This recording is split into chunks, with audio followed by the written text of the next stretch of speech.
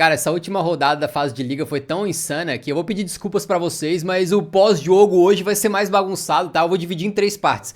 Falar disso daqui, né, Trubin, Benfica e Real Madrid. Aí eu faço o pós-jogo do Tottenham rapidinho e depois comento ali a classificação final, mata-mata e coisa assim, fechou? Primeiro eu queria falar de Benfica e Real Madrid, né, porque pra quem não sabia, o Benfica tava sendo eliminado quando tava vencendo o Real Madrid por 3-2 e precisava basicamente fazer mais um gol. Só que, cara, quando tá nesse momento, olha só, a gente tá com 91 minutos, no minuto 92 de jogo, o Real Madrid trocando passes e não parecia que o Benfica sabia que precisava fazer um gol. Eles estavam lentos e tem certa hora que a bola vai no goleiro Trubin e ele fica enrolando pra botar o jogo em ação novamente. Eu tô comentando isso aqui em cima da hora e eu tive que olhar, tipo, 18 jogos pra fazer o resumão da Champions, então eu não vi com detalhes o que aconteceu, se o Mourinho explicou alguma coisa, mas a impressão que deu é que os jogadores do Benfica não sabiam que eles ainda tinham chance de classificar. O Marcelo tava pegando a 24ª vaga e pro Benfica faltava um gol, cara. Faltava um gol. Aí bem nesse lance aqui, o Asensio toma o segundo amarelo e é expulso, Real Madrid com 10. Aí o Mbappé tenta fazer a pilantragem de tirar a bola do Trubin assim, na hora que o Trubin vai chutar, tá ligado?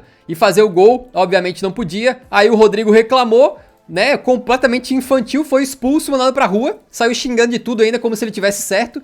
E o Real Madrid ficou com 9. Aí eu falei, cara, se o Benfica não for pra cima agora, eles são malucos. Alguém tem que avisar os caras. E de novo, eu não tenho certeza se o que eu enxerguei e o que eu tô pensando realmente aconteceu. Mas a minha impressão é que eles não sabiam que precisavam de mais um gol. E obviamente alguém avisou, né? Porque eles conseguiram essa falta lá no meio campo. E aí, meus amigos, o Trubin foi pra área, né? O goleirão. Veio o cruzamento do Walshness também, que foi uma perfeição. E aí o Trubin cabeceou pra mandar pro fundo do gol. Velho, gol de goleiro é uma parada assim que... tipo assim, eu nunca vou cansar. Tá ligado? Nem que seja um goleiro que faz gol sempre. Vamos lembrar do Rogério Ceni no São Paulo. Pô, o Rogério Ceni no São Paulo era um dos caras que eu mais respeitava. Eu gostava de ver aquilo porque eu achava muito incrível, assim. Tipo, o goleiro, ele não nasceu pra fazer gol, cara. Vale lembrar que até o Yashin, né, ser goleiro e revolucionar a posição de goleiro, o goleiro nem saía debaixo da trave. O cara não ia nem no pé do atacante. Ele ficava parado igual um poste ali. Então é uma posição que mudou muito com o tempo. E hoje em dia a gente já tem goleiros que sabem jogar com os pés, né? Como o Guardiola promoveu muito no mundo do futebol. Tem os caras como Rogério Ceni, Higuita, Chilaveri e outros que marcaram muitos gols aí durante a carreira. E também tem esses gols incríveis de cabeça no finalzinho, né? Como foi aquela vez o Alisson marcando gol importantíssimo pelo Liverpool na Premier League pra classificar o Liverpool, ajudar a classificar, né, pra Champions. Eu lembro também um gol de cabeça do Provedel da Lazio contra o Atlético de Madrid, recentemente numa Champions aí não faz muito tempo. E agora esse aqui, cara. Só que esse aqui ele é muito especial porque... cara, ele literalmente assim, ó, o jogo tava pra acabar, era o último lance, último segundo, e esse gol literalmente botou o Benfica nos classificados pros playoffs. Sem esse gol eles teriam caído. Tu pensa só um time como o Benfica, que começou a temporada fazendo uma Champions League horrorosa, indigna, cara, indigna, tá? Eles só tomavam pedrada de todo mundo, só perdiam. Aí eles conseguiram ganhar 2 jogos, mesmo assim, chegou pra essa última rodada, só tinha que ser um milagre. Os caras tinham que vencer o Real Madrid e tirar saldo, provavelmente, para conseguir classificar, né? E eles conseguiram no último lance com um gol de goleiro. Cara, isso aqui foi muito épico. Tu não tem noção, tipo assim, eu não tenho nada a favor ou contra o Benfica. Pra mim é um time neutro na minha vida, entendeu? Já teve momentos que eu tive mais simpatia, né, por um time de Portugal, outros momentos menos, mas em geral um time neutro pra mim. Eu admiro como instituição, como um clube grande, gosto de estudar história, ver os jogadores, mas eu não tenho nenhum carinho especial pelo Benfica. E cara, eu tava maluco aqui quando saiu o gol do Trubin, pô. Eu tava com um sorriso aqui. Cara, é um momento que pra quem é torcedor de futebol em geral, a não ser que tu seja torcedor do Real Madrid, cara, é um momento de muita alegria, pô. Ver assim uma vitória no final que muda uma classificação e que classifica, cara. E ainda por cima, o time que eles tiraram dos playoffs é o time do estuprador lá. Tiraram o Marselha, mano. Olha que maravilha, isso aqui é poesia pura. O Trubin é um herói pra mim. Cara, é um negócio mágico, eu nunca vou cansar de ver momentos como esse, né? E realmente, assim, são aquelas coisas especiais que o cara não esquece, né, quando vê. Cara, o bagulho foi tão especial que eles flagraram isso aqui, né? No final da partida, o Courtois, tranquilamente um goleiro que vai entrar pra história, né? Um dos melhores goleiros dos últimos tempos aí, foi lá abraçar o Trubin. Mano, o cara perdeu o jogo e foi lá abraçar o Trubin, porque ele sabe que isso aí não acontece de qualquer dia, né? Não é normal. Então realmente foi bem legal o gesto dele aqui. E esse momento o Trubin nunca vai esquecer. O torcedor do Benfica nunca vai esquecer isso aqui. Cara, isso aqui foi muito mágico, então de parabéns aí os encarnados, beleza? Vamos para a segunda parte do vídeo, rapaziada. Pós-jogo de Tottenham e Frankfurt vai ser bem resumidinho, beleza? O Frankfurt não só já estava eliminado, como, cara, eles tomavam paulada de todo mundo na temporada. A quantidade de goleada que eles tomaram é brincadeira, a defesa dos caras é uma peneira. Então eu esperava que o Tottenham fosse ganhar essa partida, mas o que eu não esperava era ver uma atuação que me agradou bastante sólida, tá? Eu venho, assim, chicoteando o Thomas Frank com a minha língua aqui, né? Com minhas críticas, mas hoje eu acho que ele fez algo que funcionou muito, que foi o seguinte. Ele botou meio que 3 na zaga, fazendo um 3-4-2-1, né? Só que de uma forma meio híbrida, porque em alguns momentos tinha essa formação aqui, em que tu pode ver o Danso, o Romero e o Palhinha fazendo uma linha de 3, só que o Palhinha ele não ficava como um zagueiro paradão ali, ele tinha também a liberdade de avançar pra marcar mais pra frente. Então direto tu viu o Palhinha dando bote aqui na frente, isso aqui é o Palhinha, tá? Ele tá fazendo um papel de zagueiro, só que ele tá dando bote quase na área adversária. Então ele tava fazendo um papel híbrido de volante com um zagueiro pela direita. Um negócio meio esquisito. A gente já viu isso acontecer, por exemplo, com o John Stones quando o Manchester City vence a tríplice coroa. Ele era zagueiro, mas subia pra virar meia. E meia criativo, meia dos bons, né? Com a bola no pé. O Palhinha não, era pra ser destrutivo que ele subia no campo. Mas mesmo assim ele não guardava a posição de zagueiro. Então eu achei isso bastante interessante. Também gostei do fato de que o Xavi Simons e o Odobert, como os alas subiam muito, né, vocês podem ver aqui o Spence espetado numa ponta e o Dodge na outra, eles jogaram mais por dentro, como se fossem os dois meias atacantes ou segundos atacantes atrás do Kolo Muani. Isso aí deu, na minha visão, foi a atuação mais sólida defensivamente do Tottenham na temporada, talvez, ou uma das, né? O Tottenham basicamente não sofreu na partida inteirinha e conseguiu anular, não que o Frankfurt nesse momento seja um grande time, né, pra ser bem sincero, mas conseguiu anular o Frankfurt praticamente o jogo inteiro. Foi uma atuação muito sólida, muito firme do time, que apesar de também não ter encantado, assim, não sei, né, porra, uma atuação brilhante, ainda assim lá na frente conseguiu criar algumas boas chances. Então eu achei que, não sei se o Thomas Frank vai seguir nesse 3-4-2-1, que é uma formação mais ou menos igual a que o Xabi Alonso usava naquele Leverkusen absurdo dele, mas eu gostei, tá? Eu gostei. Com 2 minutos de jogo sai um gol do Xavi Simons que ele e o Jed Spence comemoram fazendo a pior dancinha de todos os tempos. Cara, foi um negócio assim pra queimar os pixels da tela mesmo, né? Mas foi uma bela jogada que tem uma bola enfiada pro Kolo Muani, ele bota pro meio da área e o Xavi Simons pega a sobra pra botar pro fundo da rede, só que foi anulado, porque no comecinho da jogada foi meio polêmico isso aqui. Na transmissão que eu tava assistindo, eles acharam absurdo anular, eu não achei absurdo porque o Dodge aqui, fazendo falta ou não, ele tava impedido. E ele tava impedido, ele participou do lance tirando o zagueiro da jogada. Ele tá puxando o zagueiro, ele tá obstruindo a passagem do zagueiro. Então ele usou da sua posição avançado como um jogador impedido para atrapalhar o zagueiro adversário. Isso aí é o suficiente para que ele tenha esse gol anulado, na minha modesta opinião. Ainda que, pelo que eu entendi, o juiz não marcou impedimento, ele marcou falta. Aí eu já acho mais polêmico, mas de qualquer maneira, eu acho que esse gol não tinha que ter valido mesmo. Aí o Tottenham cria chance nessa partida como? Né? O Tottenham, cara, eu falo do Arsenal, que ninguém aguenta os escanteios do Arsenal, mas o Tottenham é parecido, só que só não é tão bom.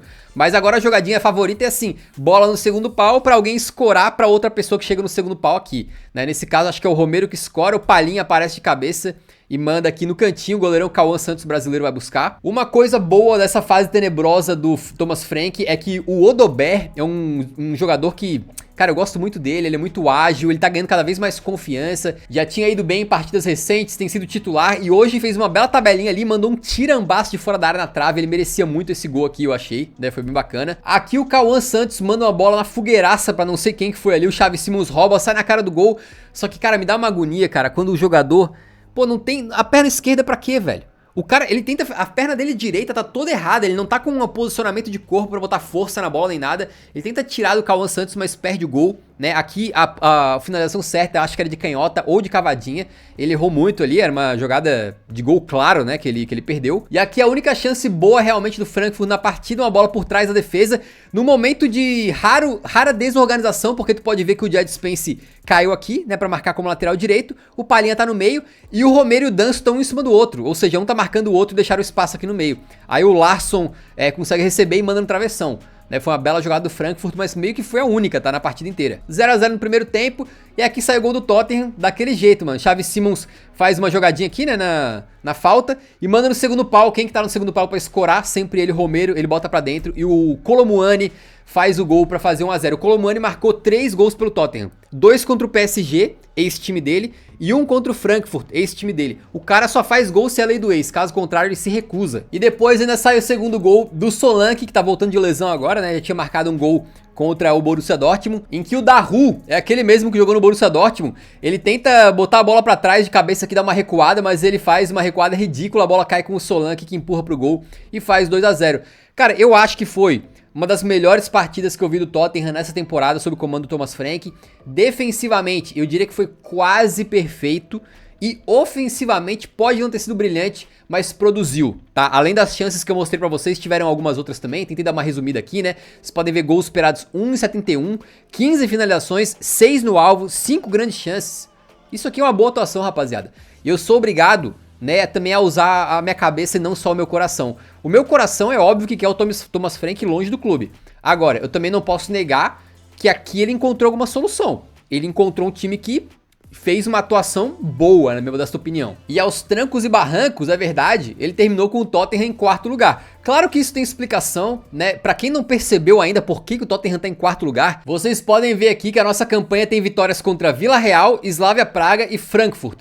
3 dos 4 piores times da Champions. E os outros confrontos também não pegou nenhuma pedreira, né? Bodo Glimt, Mônaco, Copenhagen, né? Vamos combinar. Só o PSG que realmente foi mais difícil. Então o Tottenham é possivelmente o time que teve a campanha mais fácil dessa Liga dos Campeões.